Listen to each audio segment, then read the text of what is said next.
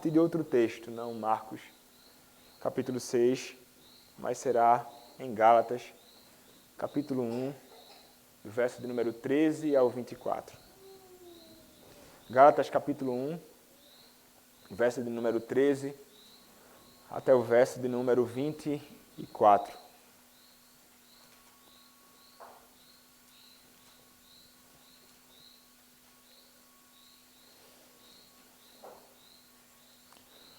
Eu vou ler a partir do verso 10 até o verso de número 24. Mas a exposição será do verso 14 até o verso 24.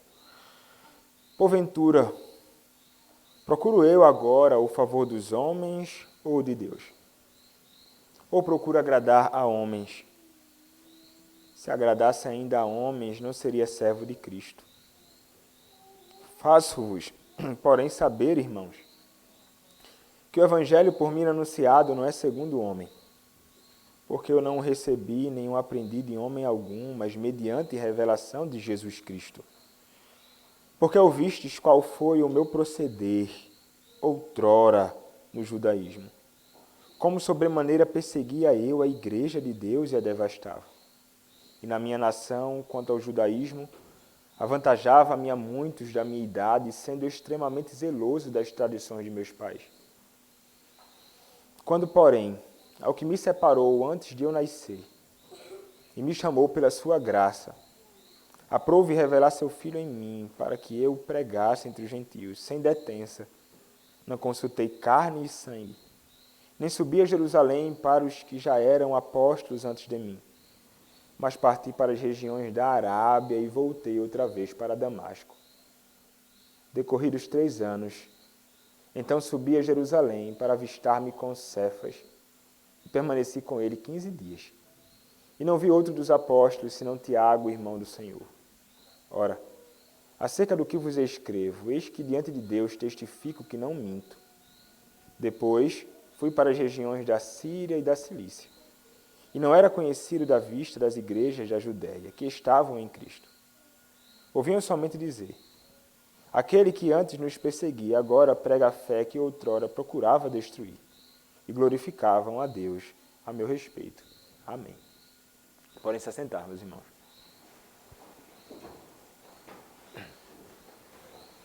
Oremos mais uma vez ao nosso Senhor.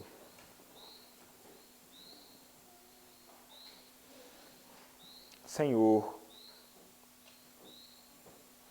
nós te pedimos, Pai, que nesta ocasião o Senhor possa me usar, se agradar de me usar na pregação da Tua Palavra, que a pregação da Tua Palavra seja clara e fiel ao Senhor, que o Teu nome possa ser glorificado em nosso meio através da pregação da Palavra, honra somente a Ti, e que aqueles que estão aqui, Pai, possam ouvir a Tua Palavra, sendo ela pregada com fidelidade, como o Senhor mesmo falando.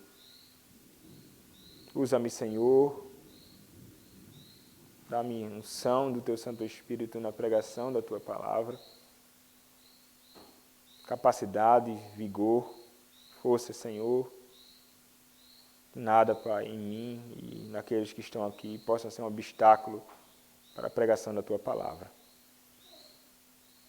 Usa-me, Senhor, eu te peço, em nome do Senhor Jesus Cristo. Amém.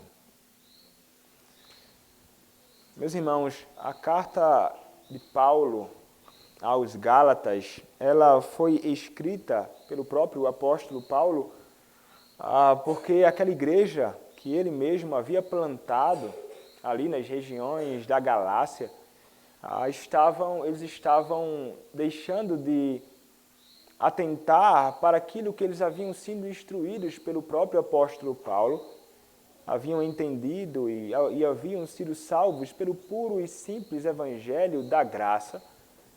E ao invés então de seguirem firmes naqueles caminhos, eles estavam ouvindo as falsas palavras, as falsas doutrinas e um falso evangelho propagado pelos homens chamados judaizantes.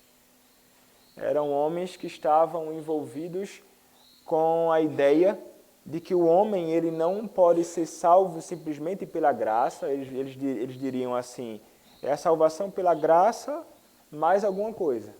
Então, é a salvação pela graça, sim, em Cristo Jesus, mas também observância da lei. Vocês devem observar a lei para que possam ser salvos. Ou, vocês têm que guardar as festas do nosso calendário para que vocês possam ser salvos. Ou, vocês devem ser circuncidados. Então, eles acrescentavam a salvação pela graça somente às obras. Então, por essa razão, a ideia de é a graça mais alguma coisa.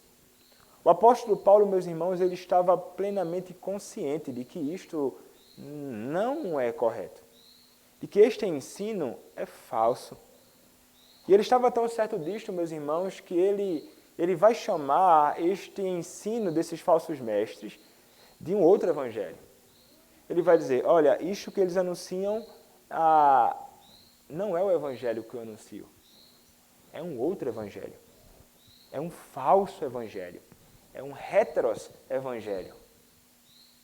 Eles anunciam algo totalmente distinto daquilo que eu tenho proclamado, bem como daquilo que aqueles servos do Senhor Jesus Cristo, os outros apóstolos, têm proclamado.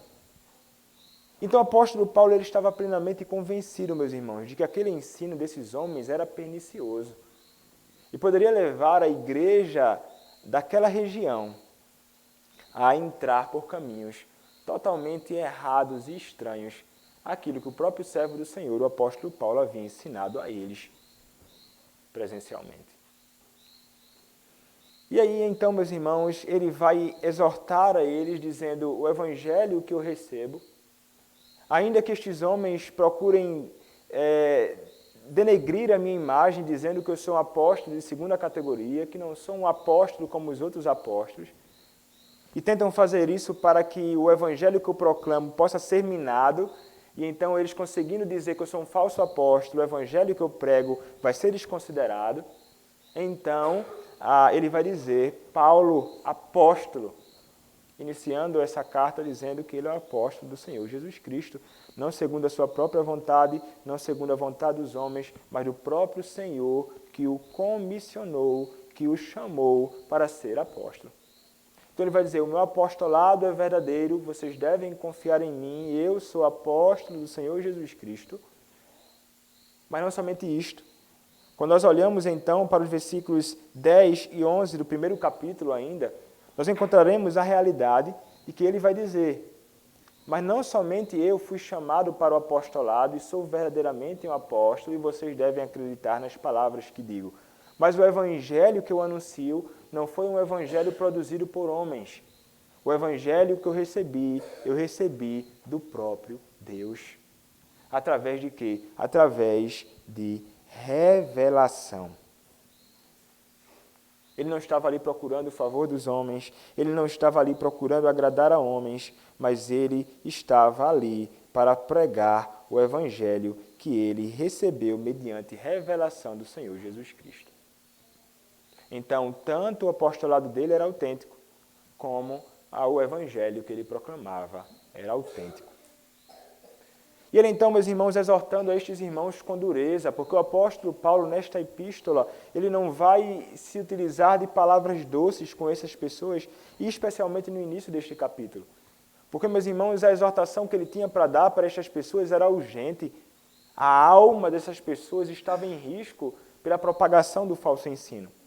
Então, depois de ele defender o seu apostolado, depois de ele chamar o anúncio e o evangelho destes falsos mestres de anátema, maldito, e depois de defender que o evangelho foi recebido por ele através da revelação de Jesus Cristo, ele vai começar agora a narrar um pouco do que foi, de quem foi ele e da sua experiência antes e pós conversão ao Senhor Jesus Cristo. E ele, meus irmãos, escreve isto com o propósito de instruir a igreja da Galácia, que estava sendo minada por homens que eram tão legalistas quanto o próprio apóstolo Paulo, antes da sua conversão. Então ele começa dizendo no versículo de número 14, no versículo 13, porque ouvistes qual foi o meu proceder outrora no judaísmo, como sobremaneira perseguia eu a igreja de Deus e a devastava. Vejam, meus irmãos, ele vai começar a ensinar, e o seu testemunho provará que o evangelho, meus irmãos, que ele anuncia não é segundo os homens. Quem era o apóstolo Paulo antes de ter um encontro todo especial com o seu Salvador? Ele vai dizer: eu era perseguidor da igreja.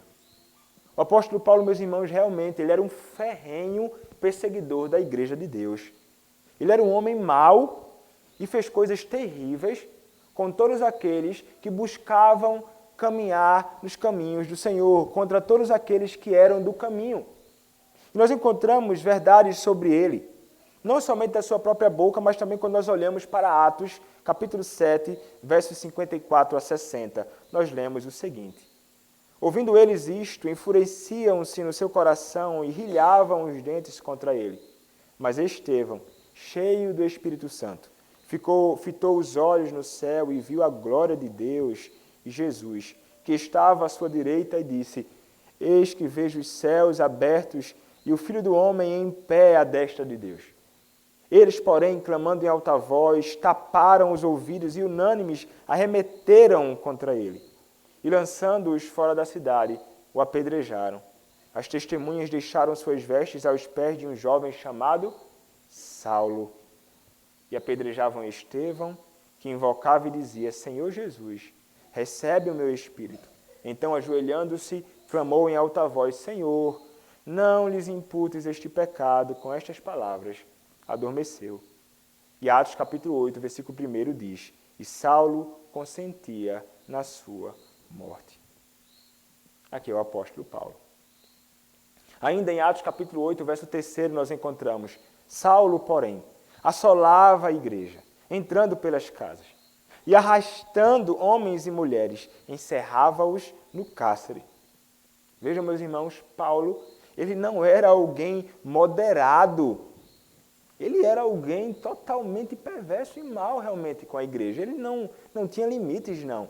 Ele não era alguém moderado, talvez como o seu próprio mestre, o Gamaliel, mas sim um feroz e perseguidor da igreja.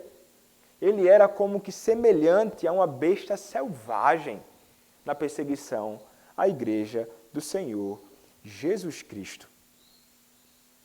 Ele, inclusive, em 1 aos Coríntios, capítulo 15, verso 9, diz o seguinte: porque eu sou o menor dos apóstolos, que mesmo não sou digno de ser chamado apóstolo. Por quê? Pois perseguia a igreja de Deus. E, meus irmãos, ele não perseguiu apenas uma vez, não. Mas ele fez isso constantemente. Ele fez isto continuamente, enquanto poderia fazer. Ele colocou muitos em situações tão terríveis, a ponto também de tirar a vida de outros. Este, meus irmãos, era o apóstolo Paulo. Então, no versículo 14, ele vai nos dizer: e na minha nação, quanto ao judaísmo, avantajava-me a muitos da minha idade, sendo extremamente zeloso das tradições de meus pais. Vejam, meus irmãos, ele era um jovem singular.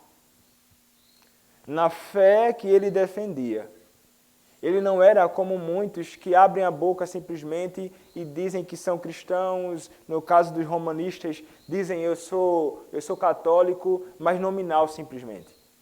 Ele era alguém que era zeloso da sua fé.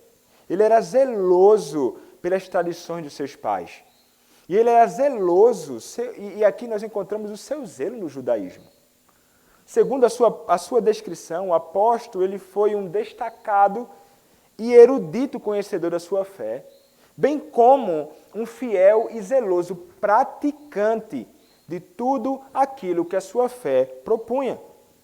Ele fora um dos que mais, se não o que mais, empreendeu ensinos, estudos, mas também em defesa da sua fé, ele foi aquele que mais empreendeu perseguição.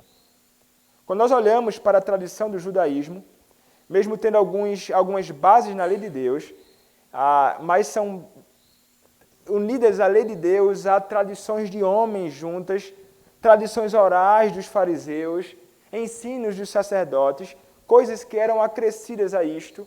E este apóstolo, o apóstolo Paulo, antes ainda o Saulo perseguidor, ele era alguém que estava muito zeloso, ele atentava para tudo ali. E ao lado da palavra e da lei escritas de Moisés, eles tinham muitas tradições não escritas, as quais observavam com precisão, e a observação delas era considerada como um ato de devoção e um ato de adoração a Deus.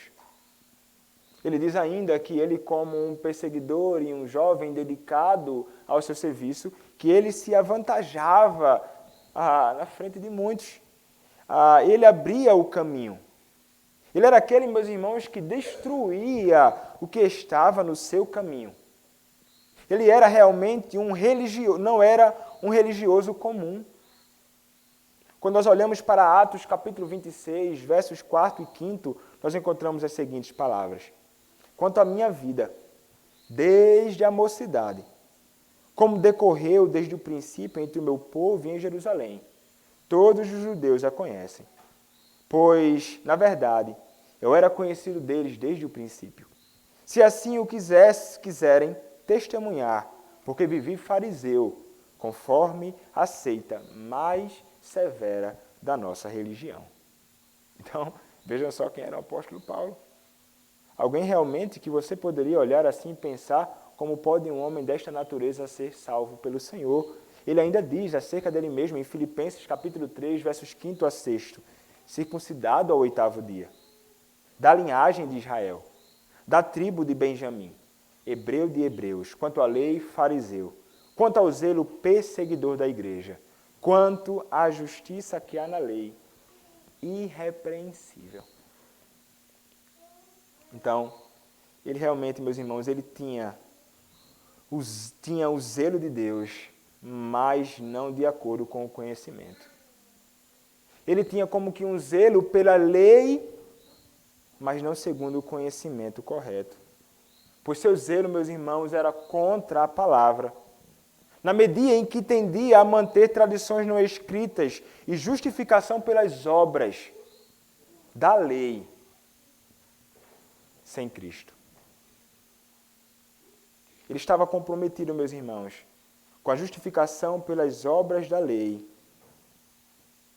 E ele imaginava que o homem poderia ser salvo através disso. Mas, meus irmãos, ele quer instruir a igreja da Galácia, ele quer dizer a estes irmãos, meus irmãos, aquilo que esses homens propagam, aquilo que esses homens ensinam, a religião que esses homens estão envolvidos, é a religião que eu me envolvi. Eu fui mais zeloso do que todos eles. Eu fui muito mais zeloso do que todos eles.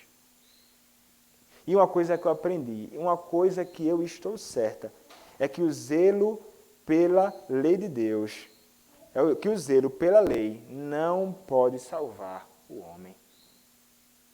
Que o zelo pelas tradições do judaísmo, que o zelo pelas práticas que passaram, não podem conceder salvação ao homem.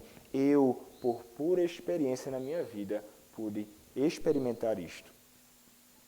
Como mencionei, meus irmãos, os Gálatas estavam sendo perturbados por homens que estavam querendo conduzi-los novamente ao judaísmo.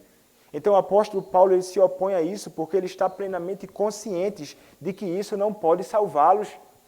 Isto, meus irmãos, deixa muito claro que o apóstolo Paulo ele estava grandemente preocupado com a alma daquelas pessoas ali. Ele não era, meus irmãos, um pastor indiferente à alma dos crentes. Ele estava ali muito preocupado com isto, então ele quer dizer assim, olha, eu falei todas estas coisas para vocês, mas eu quero dar o meu próprio exemplo. Não deem ouvidos a estas pessoas. Não deem ouvidos a eles. Eu conheci o Senhor e fui salvo por Ele, não foi pelo que eu pratiquei. Meus irmãos, este foi o proceder de Paulo antes do judaísmo. Essa foi a sua caminhada antes de conhecer o Senhor. E talvez você não tenha caminhado como o apóstolo Paulo caminhou. Talvez você nunca tenha sido um perseguidor da igreja. Talvez você nunca tenha sido alguém que andou com tanta perversidade, fazendo tudo aquilo que é contrário a Deus. Mas como foi o teu proceder? Como foi a tua caminhada antes da conversão? Meus irmãos, nós devemos estar conscientes que o homem, sem conhecer a Cristo, o homem, antes de ter um encontro particular e todo especial com Deus Salvador, ele é tão terrível quanto o apóstolo Paulo antes da conversão. Você pode não praticar coisas tão perversas quanto a que ele praticou. Mas você, antes de conhecer a Cristo, antes de você ter tido um encontro de salvação com o seu Senhor, você era tão perverso quanto ele. O seu coração era tão mau quanto o coração do apóstolo Paulo. O seu coração era tão rebelde quanto o coração do apóstolo Paulo. A sua vontade não era fazer a vontade do Senhor, mas fazer a sua própria vontade. Os seus interesses não eram o interesse do Senhor, mas os seus próprios interesses. É justamente isto que os homens que não conhecem ao Senhor fazem neste mundo. Então nós não precisamos esperar que alguém seja tão perverso quanto o apóstolo Paulo para perseguir a igreja, matando muitos e aprisionando. Encontramos muitos destes aí espalhados pelo mundo. Basta você contemplar a maldade de muitos que, em nome da sua própria religião, procuram perseguir os cristãos, tomando sua Bíblia, aprisionando e tirando a vida de muitos. Homens maus e perversos que precisam da graça do Senhor para a salvação. Mas tanto eles, meus irmãos, como aquele cidadão que mora perto de você, aquele cidadão da cidade que você encontra, todas as vezes que você vai ali fazer suas compras, organizar algo no seu carro, fazer algo na cidade, que não conhecem ao Senhor, este homem, esta mulher, tem um coração tão duro e rebelde quanto o coração do apóstolo Paulo. E há muitos, meus irmãos, que semelhantemente a ele, estavam pensando ali, como muitos naquela ocasião pensavam, e como o próprio apóstolo Paulo pensava, que o simples fato de talvez eles se envolverem com alguma coisa boa, que o simples fato de repente eles praticarem algum tipo de obra boa, eles podem encontrar salvação. Não, meus irmãos, a realidade é que não há forma de um homem ser salvo, não há a menor possibilidade de um homem encontrar salvação através da observância pura e simples das leis ou da prática de boas obras. Esta é a realidade que o próprio apóstolo experimentou e isto é o que ele está querendo instruir aqueles irmãos da igreja da Galácia. Mas vejam, meus irmãos, ele era zeloso demais. Ele vai dizer, eu sou o principal, eu era zeloso no conhecimento da lei. E talvez a muitos de nós possamos ser assim. Talvez você seja um dos que diz assim, bom, eu não sou um fariseu, como o apóstolo Paulo, não sou da pior ramo do farisaísmo, não tem nada a ver com isso, mas eu sou zeloso do conhecimento da lei. Eu sou alguém que conhece os mandamentos do Senhor, eu sei quais são as prescrições dele para tudo nesta vida. Eu sou um fiel cumpridor. Talvez o que mais se destaque nas coisas do Senhor e na observância da sua lei. Mas vejam, meus irmãos, o apóstolo Paulo, ele era um defensor e um observador da lei, mas era alguém que observava para esta lei nua e crua, sem o menor tipo de misericórdia e graça. E o apóstolo Paulo, meus irmãos, ele era um zeloso, mas um zeloso fariseu. E se tem uma coisa, meus irmãos, que nós devemos fugir, é de um zelo farisaico. Porque o zelo farisaico, ele é terrível. Ser zeloso, meus irmãos, é bom. Mas o zelo simplesmente pelo zelo, ou um zelo que simplesmente é alguém que zela por aquilo, mas é um hipócrita. Ele é zeloso por aquilo, mas ele é alguém que vai impor aquilo sobre os outros como se fosse um meio através do qual o homem pode ser salvo. Ou talvez ele é zeloso com isso, porque imagina que talvez, através de ser zeloso com estas coisas, pode ser salvo. Não é o simples fato de você observar a lei que pode salvar você. A observação da lei é uma evidência de que você foi salvo, mas o fato de você observar a lei simplesmente porque quer observar a lei, você não conseguirá encontrar salvação. Não é isto que redime o homem dos seus pecados. Mas ser zeloso é bom, meus irmãos. Mas o zelo pelo que é errado é ainda grandemente perigoso. E é um grande perigo. E é justamente isso que o apóstolo Paulo estava fazendo. Ele era alguém que era zeloso, mas zeloso não pelo que é bom, mas pelo que é errado. E isso fez com que ele fosse um perseguidor ferrenho da igreja de Cristo. Não é isso que você encontra com os terroristas por aí? Homens que são zelosos com a lei deles, mas não zelam pelo que é bom, mas pelo que é errado, e procuram fazer aquilo que imaginam que devem fazer. Isso é terrível. Mas, meus irmãos, o apóstolo Paulo, ele era alguém que estava e que progredia grandemente na sua religião. E olhe, uma falsa religião. E assim como o apóstolo Paulo, meus irmãos, ele progredia na sua religião, mesmo sendo uma religião totalmente estranha à verdadeira fé, o que nós, que conhecemos a verdadeira fé e a verdadeira religião, deveríamos procurar fazer? Nós deveríamos buscar, conhecer cada vez mais a verdadeira religião. E deveríamos cada vez mais na nossa vida fazer o mesmo progresso. Sim, meus irmãos, é justamente isso que deveríamos experimentar na nossa caminhada. Fazer justamente o que o apóstolo Paulo fez, mas tendo um zelo verdadeiro pela palavra e procurando progredir no conhecimento da verdadeira religião. Ele estava progredindo na falsa. Nós que conhecemos a verdadeira, devemos então procurar progredir nela através do conhecimento da palavra e tentando ser cada vez mais alinhados com estas verdades que nós temos a graça de conhecer através da palavra do nosso Senhor. O que Paulo fez em sua religião, meus irmãos, devemos fazer na nossa. As coisas boas que devemos fazê-la com toda a força. Nosso dever é manter o coração no temor de Deus e devemos fazer com toda a diligência. É nosso dever buscar o reino de Deus e devemos aceitá-lo com vigor. Entrar na vida é nosso dever e devemos nos esforçar para entrar. Orar é nosso dever e devemos lutar em oração.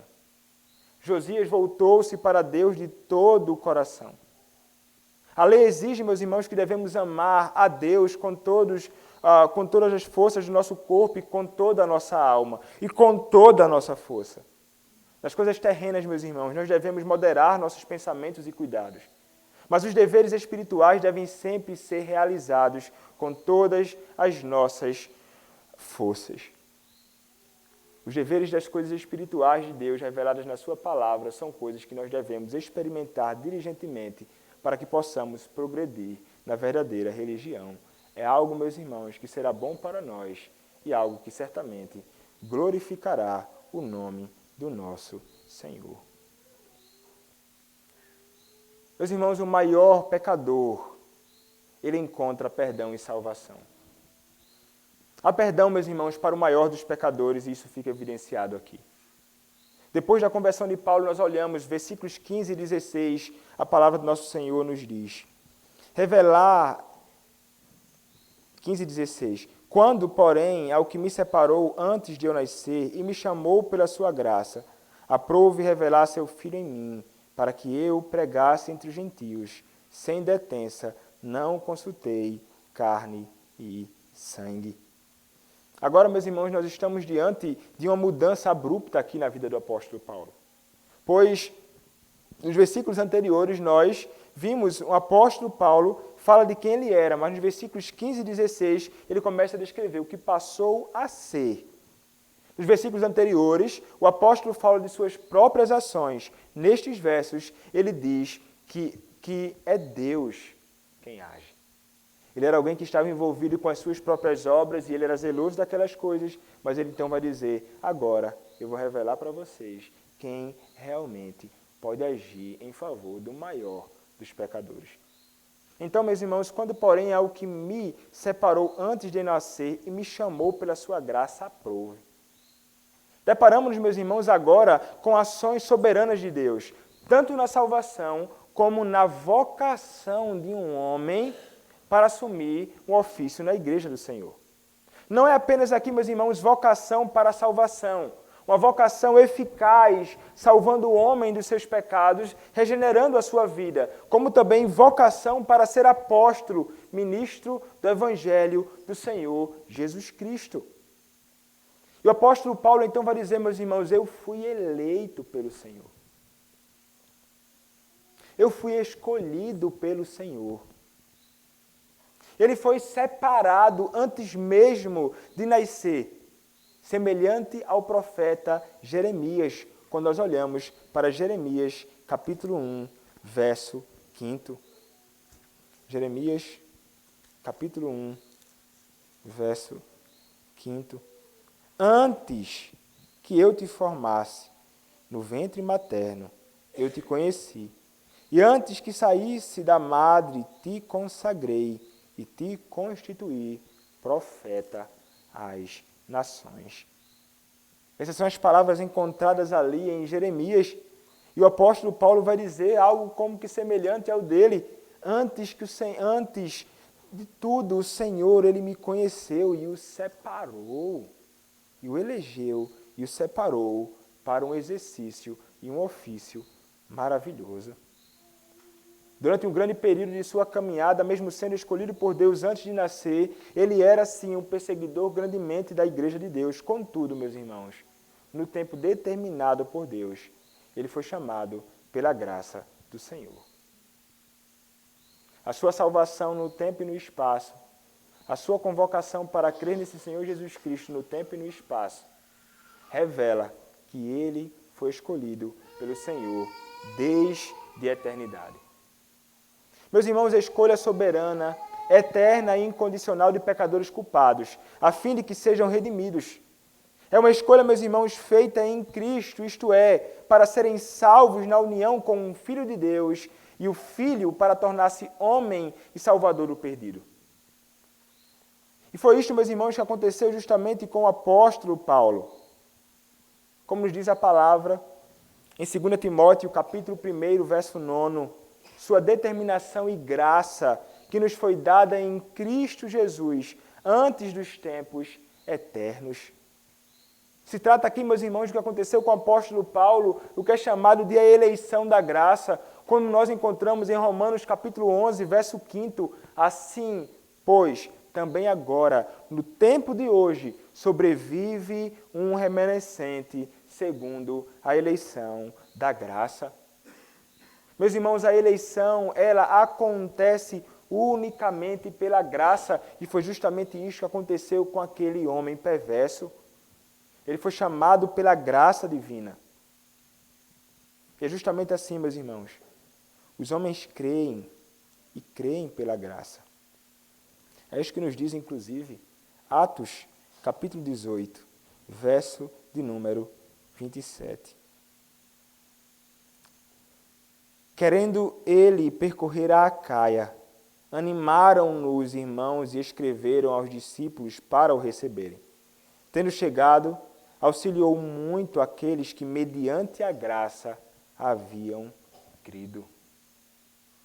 Meus irmãos, é a graça do início ao fim. É unicamente por graça abundante que o Senhor ele chama pecadores. E a salvação é, sim, sempre, do início ao fim, por esta graça abundante do Senhor. O Senhor que chama pela sua graça, graça que é irresistível na vida daqueles que são os eleitos do Senhor Jesus Cristo. E, meus irmãos, foi justamente isto que o Senhor fez com este seu servo. Mas ele não somente foi chamado e salvo, ele foi chamado para um exercício de um ofício muito maravilhoso. Chamado para ser alguém como que um profeta entre aqueles que são gentios. O apóstolo Paulo, meus irmãos, ele é chamado para o apostolado, ele é chamado para ser um ministro do Evangelho. Vejam Cristo salvando aqueles que o perseguia. Ele foi chamado, meus irmãos, para o apostolado, independentemente de todas as suas ações perversas. E o Senhor, meus irmãos, apareceu diante do apóstolo Paulo de um modo extraordinário, sim, enquanto ele estava fazendo o quê? Enquanto ele estava perseguindo a igreja do Senhor. O próprio Senhor vai dizer, ele perseguindo a igreja de Cristo, você está perseguindo a mim. Você está perseguindo a mim quando você persegue os meus filhos. E o Senhor, então, meus irmãos, quebra aquele coração duro daquele homem. Na mesma ocasião que ele é salvo, ele é chamado para ser ministro do Evangelho. Sabemos, meus irmãos, que não existe mais esse tipo de ação como no passado. Isso foi algo extraordinário na vida do apóstolo Paulo. Eu não conheço ninguém que andou por aí, então, enquanto estava caminhando, apareceu uma luz forte diante dele e alguém falou assim, Carlos, Carlos, por que me persegue? E chamou extraordinariamente alguém para a salvação e também para o ministério. O Senhor ele não chama mais ninguém extraordinariamente assim. Isso foi uma ocasião pontual na vida do apóstolo Paulo e na progressividade da revelação bíblica. O que nós encontramos agora é o Senhor chamando homens e mulheres através de uma vocação, sim, que Ele mesmo faz, através da sua própria palavra. É através somente da pregação do Evangelho que isto acontece. É o Senhor, meus irmãos, que age na pregação do Evangelho. É o Espírito Santo de Deus, é quem, através da palavra e com a palavra, age no coração daqueles que são os seus eleitos, chamando-os da morte para a vida. E é isso que o Senhor faz conosco. Foi assim que nós fomos salvos, através da pregação, através da leitura, através do ensino, através da palavra, meio através do qual o Senhor ordinariamente chama aqueles que são seus. Então, meus irmãos, o Senhor, aprove ao Senhor revelar seu Filho em mim, diz o apóstolo Paulo. Verso 16. Para que eu pregasse entre os gentios, sem detença, não consultei carne e sangue. 1 Timóteo, capítulo de número 1, verso 16, nos diz, mas por esta mesma razão me foi concedida a misericórdia, para que em mim o principal evidenciasse Jesus Cristo, a sua completa longanimidade, e servisse eu de modelo a quantos hão de crer nele para a vida eterna. Meus irmãos, o apóstolo Paulo, quando ele escreve revelar seu Filho em mim, provavelmente, meus irmãos, ele está se referindo ao momento em que ele teve um encontro com Cristo em Damasco. Foi o momento em que Cristo foi revelado como Salvador diante do apóstolo. Cristo foi revelado em Paulo, e Cristo, meus irmãos, depois de ser revelado a Paulo, em Paulo, ele também passou a ser revelado através de Paulo. Ele foi revelado a Paulo, ele foi revelado em Paulo, e ele foi revelado através do apóstolo Paulo. E o propósito, meus irmãos, da salvação de Paulo. Com que propósito o Senhor fez isso? Com o propósito de que este homem, que antes era perseguidor da igreja, pregasse Cristo aos gentios incircuncisos. É isso que nós encontramos quando olhamos para Atos capítulo 9, versos 15 e 16. Mas o Senhor lhe disse, vai, porque este é para mim um instrumento escolhido para levar o meu nome perante os gentios e reis, bem como perante os filhos de Israel, pois eu lhe mostrarei quanto lhe importa sofrer pelo meu nome. Agora, meus irmãos, o apóstolo ele não tenta mais destruir. Agora, aquele que antes era inimigo, agora procura contribuir com a expansão do Evangelho de Cristo, através da pregação do Cristo que o salvou. Quando nós olhamos para Atos 26, 18, nós encontramos para lhes abrires os olhos e os converteres das trevas para a luz, e da potestade de Satanás para Deus, a fim de que recebam eles remissão de pecados e herança entre os que são santificados pela fé em mim. apóstolo ele agora está grandemente dedicado, meus irmãos, nesta obra. E ele não consultou, meus irmãos, quando ele vai dizer carne e sangue. Quando o apóstolo Paulo disse que antes de pregar o evangelho não foi consultar carne e sangue, significa que ele não consultou pessoa alguma para isto. Ele não precisou consultar os outros apóstolos para isto. Ele sabia que o evangelho que ele estava anunciando era o evangelho puro e simples, revelado pelo próprio Deus. Meus irmãos, a salvação para o apóstolo Paulo chegou no momento devido. A salvação para este pecador, salvo pela graça, que é improvável, era improvável para muitos, chegou no tempo devido. Muitas vezes nós pensamos que, e talvez se estivéssemos naquele período, talvez olhássemos para o apóstolo Paulo perseguindo a igreja e talvez pensássemos assim, este homem, ele difícil ser salvo. Difícil, porque olha a forma que ele trata a igreja, olha como ele é mau, olha como este homem está distante do evangelho, olha as atrocidades que este homem pratica. Eu acredito que talvez o Senhor não salvará, não. Talvez isso possa brotar no meio do seu coração, e isto é realmente um engano, como já falei em outra ocasião. Muitas vezes somos inclinados a pensar assim. Isso pode ser uma compreensão equivocada de fato, porque a salvação ela não se dá pelos méritos de ninguém. Isto fica muito claro aqui. Os únicos méritos válidos, importantes na obra da salvação são os méritos de Cristo. Mas os meus e os teus méritos, não. Como falei anteriormente, meus irmãos, nós só éramos tão maus quanto o apóstolo Paulo. E o Senhor nos salvou, assim como salvou o apóstolo Paulo. Mas uma coisa que nós devemos descansar, meus irmãos, é que nós não devemos ser pessoas apressadas para que aqueles que estão, de repente, perdidos neste mundo, possam ser salvos. Veja, eu não estou querendo dizer com isso que você não deve se empenhar na pregação do Evangelho e convidá-los urgentemente para a fé em Cristo, mas não tentemos fazer com que as pessoas se convertam imediatamente, pois não acontece quando queremos, nem com quem nós queremos. Não acontece quando queremos, nem com quem nós queremos. Muitas vezes nós podemos passar anos e mais anos testemunhando do Evangelho para alguém. E esta pessoa pode nunca se converter, se arrependendo dos seus pecados. Você pode passar talvez a sua vida inteira pregando para alguém, e esta pessoa pode nunca se arrepender dos seus pecados e crer em Cristo. Mas em sendo o Senhor gracioso, isto pode acontecer. Mas não no tempo que você imagina que deve acontecer. É triste quando muitas pessoas imaginam e tentam fazer um tipo de conversão compulsória. Eu vou fazer com que essa pessoa se converta e eles imaginam que depende deles. Eu vou lá agora e essa pessoa vai crer no Senhor e imaginam que isso é força do seu próprio braço.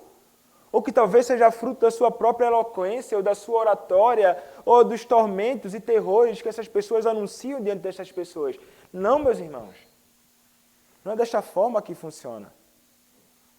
O Senhor salva quem quer, no tempo que Ele quer. E não importa quem seja este homem. Pode ser ele o homem mais duro que você conhece neste mundo.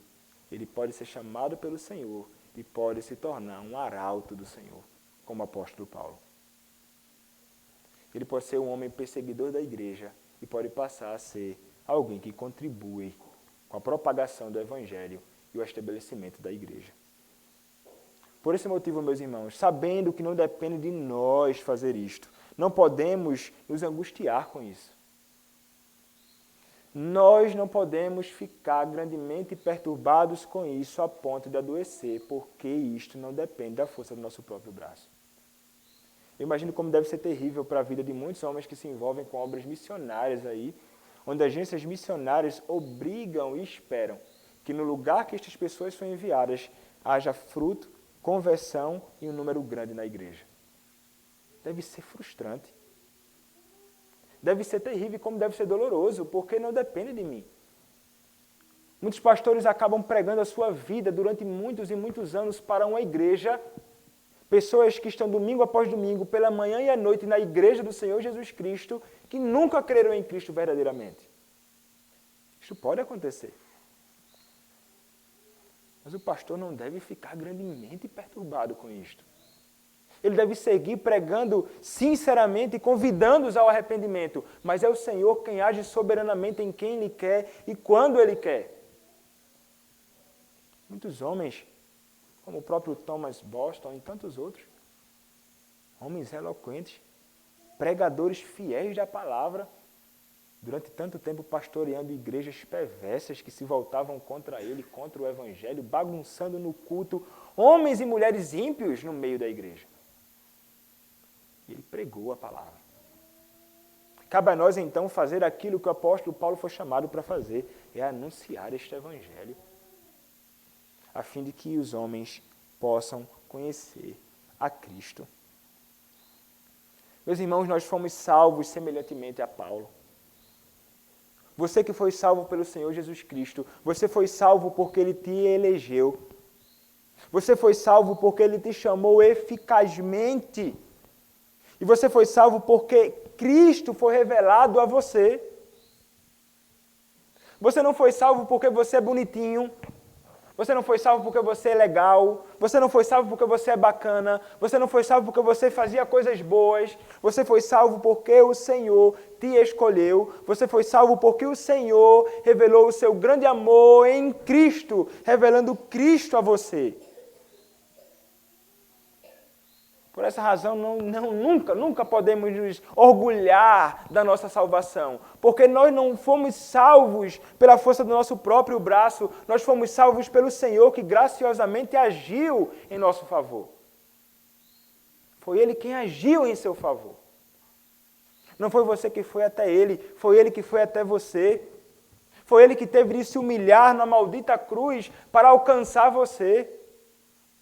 Cristo foi revelado a você, como fora revelado para o apóstolo Paulo. E meu irmão e minha irmã, isso deve ser motivo de eterna gratidão ao Senhor, pela sua bondade, pois éramos pecadores, perversos e inimigos de Deus. O Senhor, meus irmãos, Ele pode salvar o pior dos pecadores. E o que deve acontecer, meus irmãos, então, com todos aqueles que são salvos pelo Senhor Jesus Cristo? Aqueles a quem o Senhor se revelou, como devem viver? O apóstolo Paulo, após a sua salvação, ele é chamado para propagar o Evangelho e fazer aquilo que o Senhor ordena. O que nós devemos fazer, meus irmãos, é, uma vez que nós fomos salvos por Cristo, nós devemos procurar viver segundo Cristo. Uma vez que nós fomos salvos por este Cristo, pela mesma graça, pelo mesmo Cristo, alvo do amor do mesmo Deus, nós devemos viver de modo digno da nossa salvação. Também podemos considerar que aqueles que teve Cristo revelado diante de si não vivem mais como vivia antes. O apóstolo Paulo já não vivia como vivia antes. Mas sim, meus irmãos, como alguém que foi alvo da cruz de Cristo. Nossa vida, portanto, meus irmãos, deve revelar que pertencemos a Cristo. Cristo deve ser revelado em nós, como era revelado na vida do apóstolo Paulo. Cristo deve ser revelado na sua vida, como era revelado na vida do apóstolo Paulo. E Cristo, meus irmãos, deve ser revelado através de você. Quando você abre a sua boca ou vive de um modo que revela este Cristo, a fim de que outros, através de ti, possam conhecer este mesmo Redentor. É isso que deve acontecer. O Cristo que foi revelado a você, o Cristo que foi revelado a você, deve ser revelado em você e através de você. Então você deve ser realmente. Você não é chamado para propagar e pregar o Evangelho como o ministro do Evangelho deve fazer. Mas você é chamado a testemunhar. Não somente com os lábios, mas também com a sua vida. Será, meu irmão e minha irmã, que a sua vida tem revelado a Cristo? Será que aqueles que estão ao seu redor, aqueles que não conhecem a Cristo, possam olhar para você e ver Cristo em vocês? É justamente isso que deveriam ver em nós, é isso que deveriam ver em mim, é isso que deveriam ver em você, mas parece que estamos tão distantes disto. Muitas vezes parece que nem conhecemos a Cristo. Não, meus irmãos, deveríamos, sim, com a graça do nosso Senhor, nós que fomos salvos, revelar esse Cristo diante dos olhos dos homens, a fim de que sejam salvos. Mas se em sua vida, meu irmão, você não tem revelado Cristo em você e você tem falhado nestes deveres, o que nós devemos fazer é correr para o Senhor em sincero arrependimento e clamar a Ele: Senhor, ajuda-me a mortificar a minha falta de conformidade com a Tua vontade e a mortificar, Senhor, o meu desejo em fazer e andar segundo a minha própria vontade. Clamando a Ele para que Ele o ajude a viver segundo Deus, para a glória de Deus e para o benefício de todos aqueles que estão ao nosso redor. Foi para isto que o Senhor nos chamou. O apóstolo Paulo, meus irmãos, depois da conversão, ele se tornou um homem extraordinário. Versículos 17 a 24 nos diz o seguinte, de Gálatas capítulo número 1. Nem subi a Jerusalém para os que eram apóstolos antes de mim, mas parti para as regiões da Arábia e voltei outra vez para Damasco. Decorridos 3 anos, então subi a Jerusalém para avistar-me com Cefas e permaneci com ele 15 dias. E não vi outro dos apóstolos, senão Tiago, irmão do Senhor. Ora, acerca do que vos escrevo, eis que diante de Deus testifico que não minto. Depois fui para as regiões da Síria e da Cilícia, e não era conhecido da vista das igrejas da Judéia que estavam em Cristo. Ouviam somente dizer: aquele que antes nos perseguia, agora prega a fé que outrora procurava destruir, e glorificavam a Deus a meu respeito. Teria, meus irmãos, o apóstolo Paulo recebido instruções e autorização depois de sua conversão dos apóstolos? Ele vai dizer aqui, ele vai mostrar para nós: não, eu não precisei. Ele diz: nem subi para Jerusalém, para os que eram apóstolos antes de mim, mas parti para a Arábia e voltei outra vez para Damasco. Ele reconhece que os outros apóstolos e diz que, mesmo tendo sido chamados depois dele, era apóstolo tal qual os outros. E o apóstolo, meus irmãos, ele não foi atrás dos outros apóstolos a fim de obter qualquer tipo de informação a respeito do Evangelho ou sobre Cristo, mesmo os outros apóstolos sendo anteriores a ele. Ele foi então para a Arábia e permaneceu lá 3 anos, ele nos diz. Então, meus irmãos, isso revela que, realmente, o apóstolo Paulo, ele era um apóstolo no sentido pleno da palavra e que ele não precisava dos outros apóstolos para que ele pudesse, então, se empenhar e se envolver com a obra da pregação da palavra, porque o seu evangelho era verdadeiro. Então, decorreu-se 3 anos, então ele subiu para Jerusalém para avistar-se com Cefas e permanecia com ele 15 dias. E não viu outro apóstolo senão Tiago, irmão do Senhor. Então vejam, apenas depois de 3 anos, sendo preparado pelo Senhor, que o vocacionou, foi que Paulo se dirigiu a Pedro e passou 15 dias ali com ele. E ainda viu o irmão de Cristo, um dos apóstolos e líderes da igreja, um dos líderes da igreja, chamado Tiago. E ele fala essas coisas para deixar claro que nada aprendeu com eles. Nada aprendeu com eles. Eu fui para eles depois. Eu fui até eles depois. Não devemos então pensar que o apóstolo ele está, quando diz isso, talvez como que se vangloriando dessas coisas, como se julgasse que é superior aos outros apóstolos, porque alguém poderia pensar isso, eu não precisei consultar ninguém. Não. Paulo ele era um homem humilde. E a declaração a seguir pode provar isto, quando nós encontramos as seguintes palavras em 1 aos Coríntios, capítulo 15, versos 8 e 9.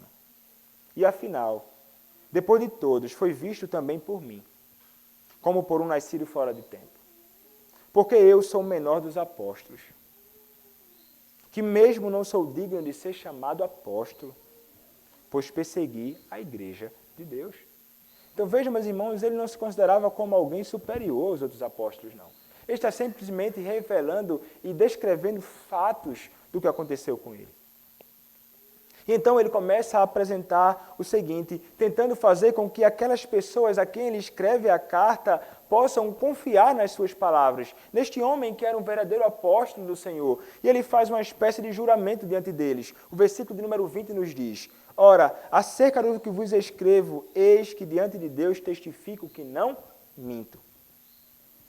Vejam, ele se considerava como alguém que estava diante da presença de Deus, diante da presença de um Deus que é onisciente, diante do qual não poderia mentir, senão falar unicamente a verdade.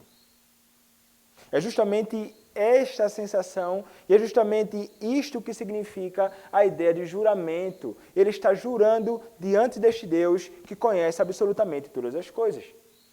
E o que foi escrito anteriormente por ele é verdadeiro.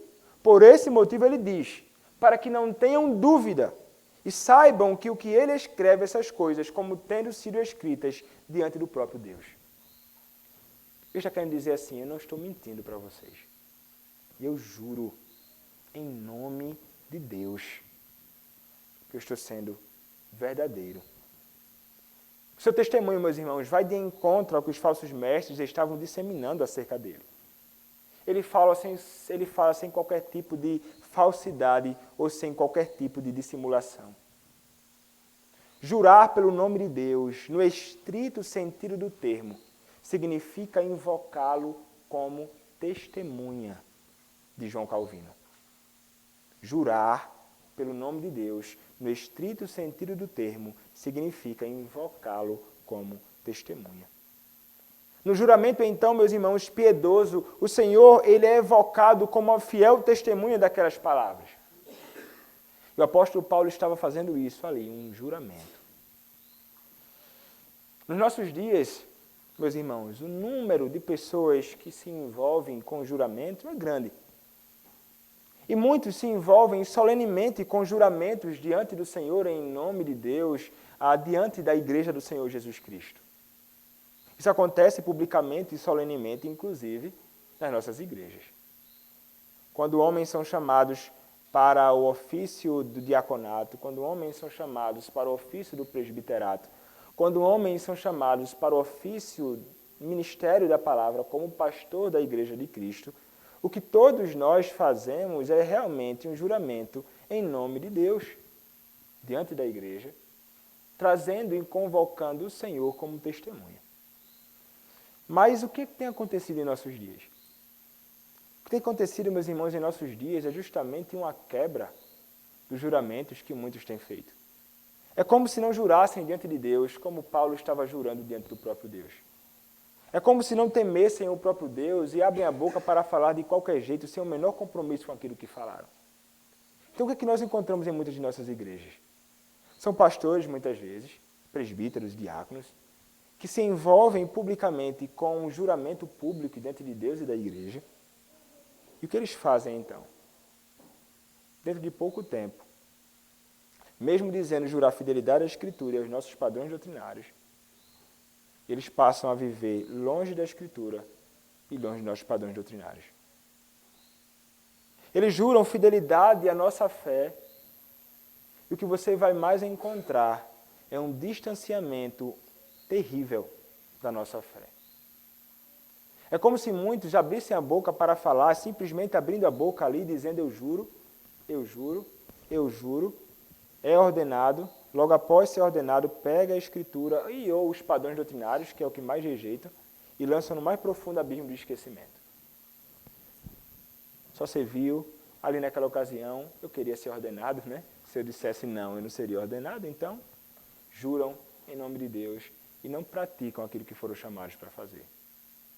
E como isso tem causado grande confusão no seio da Igreja de Cristo.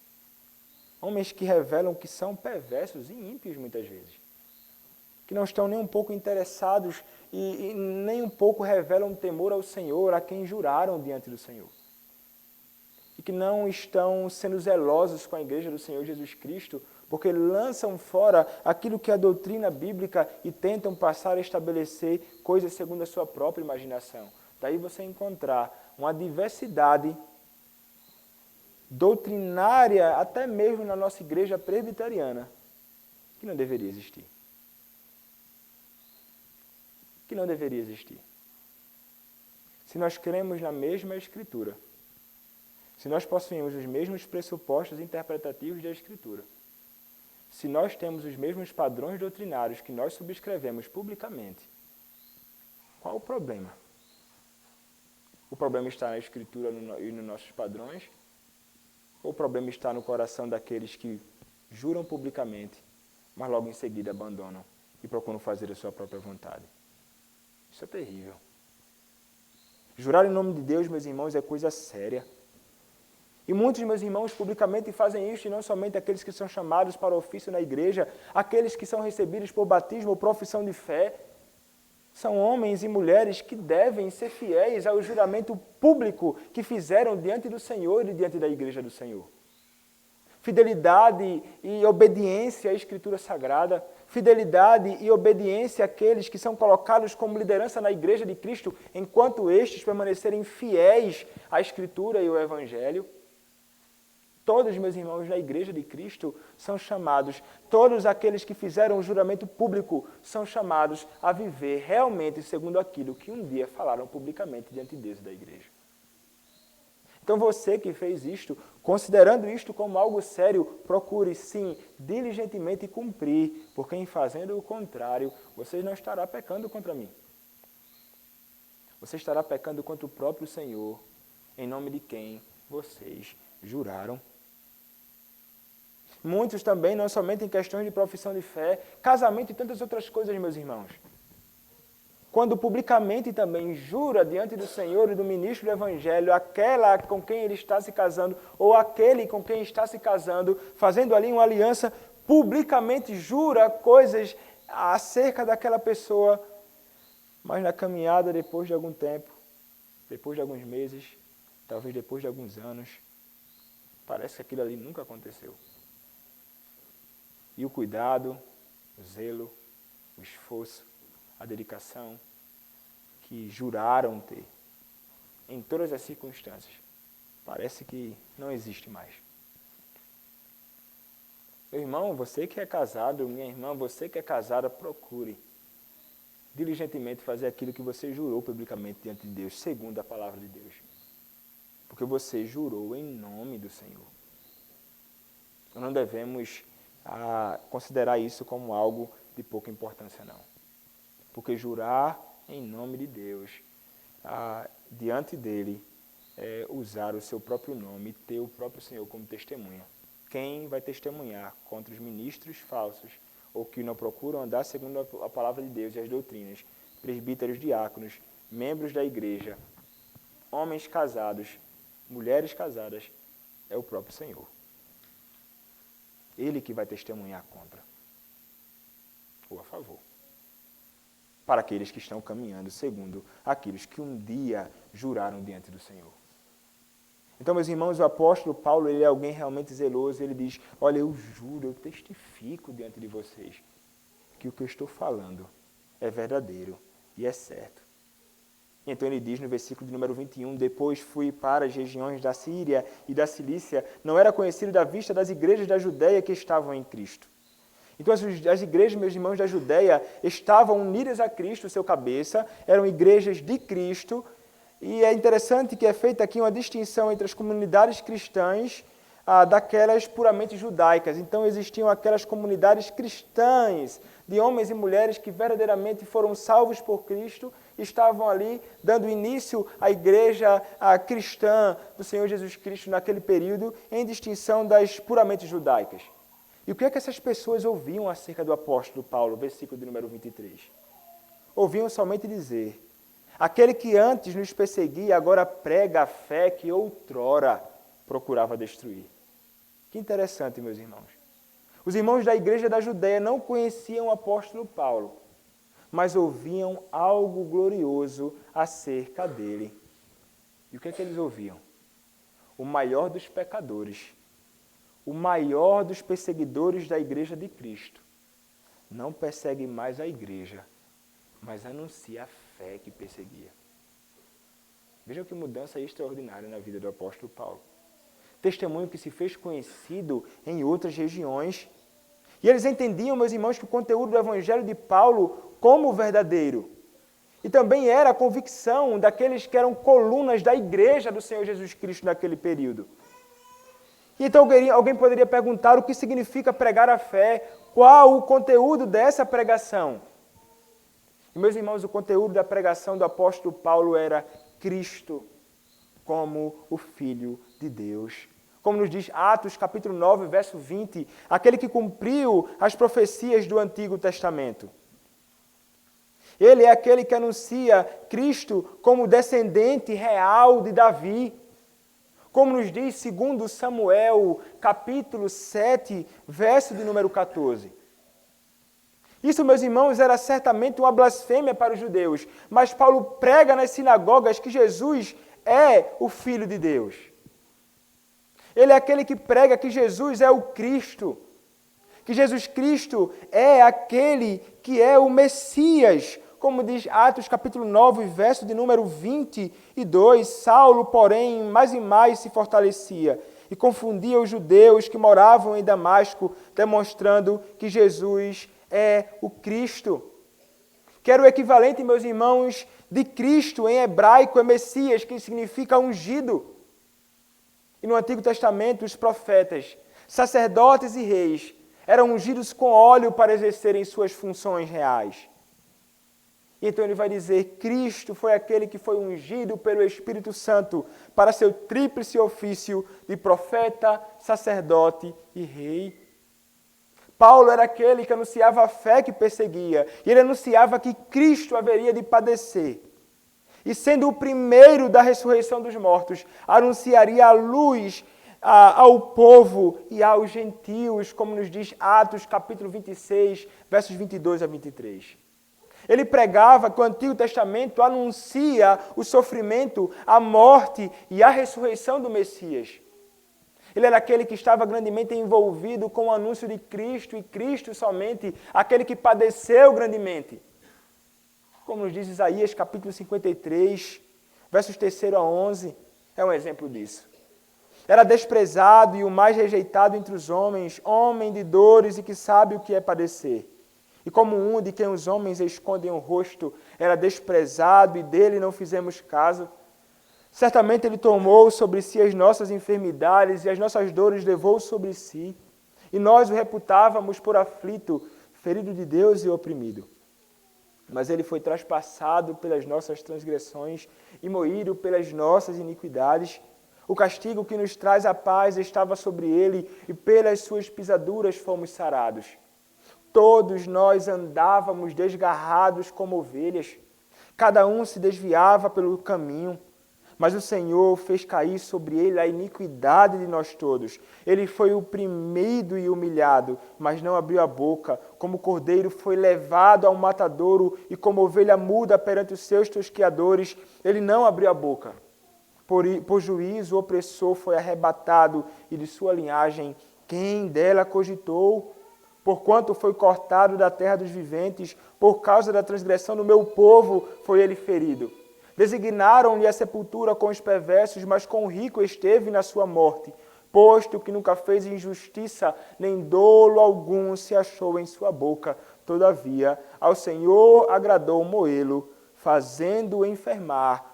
Quando der ele a sua alma como oferta pelo pecado, verá a sua posteridade e prolongará os seus dias, e a vontade do Senhor prosperará nas suas mãos. Ele verá o fruto do seu penoso trabalho e de sua alma e ficará satisfeito.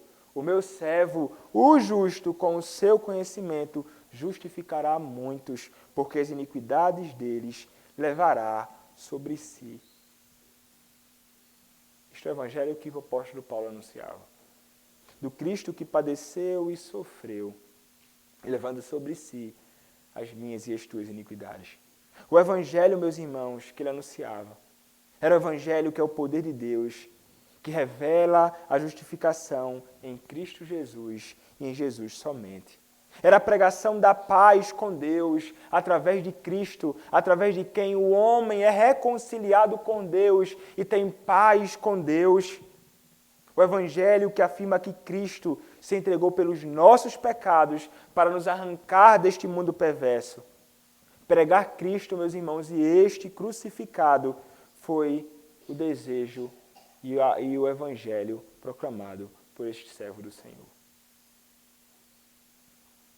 Os falsos mestres não pregavam este Evangelho. Os falsos mestres de nossos dias também não pregam o mesmo Evangelho que Paulo pregava. Nós poderíamos dizer junto ao apóstolo Paulo, anátema, maldito todo aquele que prega um evangelho diferente daquele que ouvimos e recebemos e está revelado na sua palavra. Os ministros do evangelho, então, devem ser aqueles que devem estar plenamente envolvidos com a pregação da fé. Porque é apenas através do verdadeiro anúncio do evangelho que há salvação para o homem. Por essa razão, eu não vou negociar este evangelho. Por essa razão, eu não posso negociar este evangelho. Por essa razão, não posso deixar de pregar este evangelho. Por essa razão, não posso me cansar de anunciar este evangelho domingo após domingo em todo o culto, porque este é o evangelho da salvação em Cristo. Ainda que muitos tentem de alguma forma se voltar contra ele. Era isto que o apóstolo Paulo pregava, e então o que aconteceu, meus irmãos, o versículo 24 nos diz: e glorificavam a Deus a meu respeito. O apóstolo sofreu uma mudança radical. É um grande homem de Deus agora. E eles poderiam fazer o que muitos fazem hoje com homens que fizeram miséria no passado. Mas hoje supostamente pregam o evangelho. Isto é, poderiam glorificar o nome dessas celebridades. Em nossos dias, o glorificado poderia ser o apóstolo Paulo. Mas eles não fizeram assim. Eles glorificavam a Deus, meus irmãos, por isso. É exatamente isso que os verdadeiros crentes, a verdadeira igreja de Cristo, fará. Nós não glorificaremos a um homem, ainda que ele tenha sido um perverso perseguidor da igreja e hoje esteja pregando no púlpito da igreja. A glória não deve ser dada aos homens, ainda que grandes obras eles façam. Toda a glória deve ser dada a Deus. Porque nós não passamos de meros instrumentos deste Deus. Portanto, uma vez que é Ele quem faz e age em nós e através de nós, toda a glória deve ser dada a Ele. Glorificam a Deus por causa da manifestação da sua glória e atributos na salvação do apóstolo Paulo e na pregação deste Evangelho. Demos, meus irmãos, toda a glória ao nosso Senhor. Se há alguém que não conhece a Cristo, se há alguém que não conhece o Senhor Jesus Cristo como seu Salvador, o Senhor Jesus Cristo que salvou o apóstolo Paulo, sem sombra de dúvidas, é o mesmo que pode salvar o maior pecador. Se você se vê como o maior pecador, o Senhor pode ser aquele que pode agir em seu favor e salvá-lo. E Ele pode fazer isso independentemente de quem você seja. O chamado dele, único através da pregação do Evangelho, independente dos seus méritos, independentemente de quem você é, creia em Cristo. Creia em Cristo somente. E você que é crente, louve a Deus pela sua salvação e pela nossa salvação comum que nós temos em Cristo. Pois ainda que tenhamos sido tão maus quanto for o apóstolo Paulo, Cristo morreu em nosso lugar para a nossa salvação. Que Deus, meus irmãos, seja louvado por isso, como foi louvado pela igreja da Judéia. Amém. Oremos ao nosso Deus. Senhor amado, nosso Deus, damos graças, Pai, pela Tua palavra, por entendermos, Pai, que ainda que sejamos zelosos de tantas coisas, nós não podemos ser salvos simplesmente pelo nosso zelo. É somente em Cristo que nós encontramos salvação.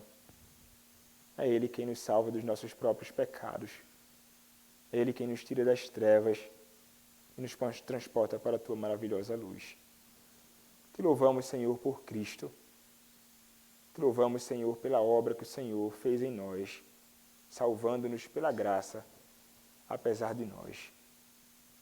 E, Senhor, usa-nos de modo que sejamos fiéis propagadores deste teu evangelho no meio daqueles que estão perdidos, independentemente de quão perverso eles são.